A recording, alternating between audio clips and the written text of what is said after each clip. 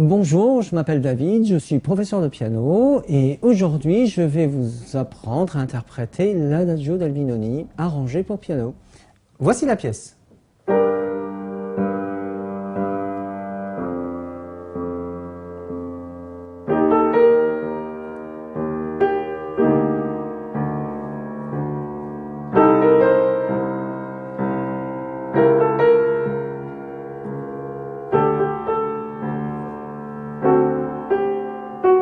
Pour aborder cette pièce, il faut bien entendu commencer à la travailler main séparée.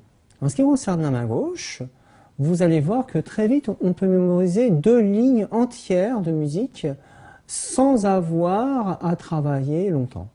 Alors voici la main gauche.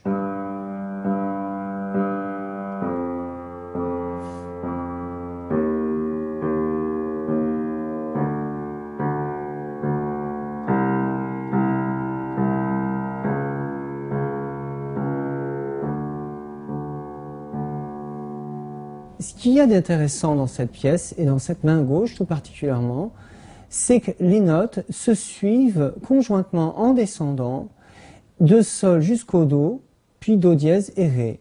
Sol, Fa, Mi, Ré, Do, Do dièse, Ré, et vous savez déjà 2 lignes entières de cette pièce. Eh bien, pour mémoriser cette main gauche, il vous suffit de la dire à haute voix, rapidement, et vous n'aurez pratiquement plus besoin de la travailler. Je vous la montre malgré tout une fois au piano. Sol, Fa, Mi, Ré, Do, Do dièse, Ré. C'est-à-dire, jouer à cette vitesse, vous arrivez à la mémoriser sans avoir à y revenir.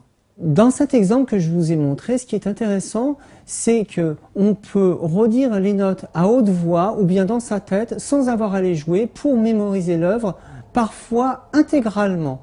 Je vous remontre l'exemple encore une fois. Fa, Mi, Ré, Do, Do dièse et Ré.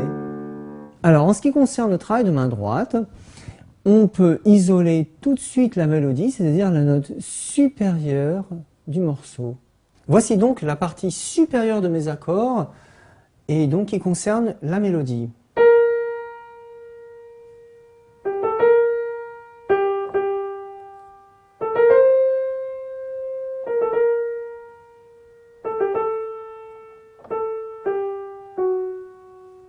En ce qui concerne le rythme de votre mélodie, n'oubliez pas de chanter simplement la partie mélodique, vous aurez aucun mal à être en place et ça sera beaucoup plus rapide.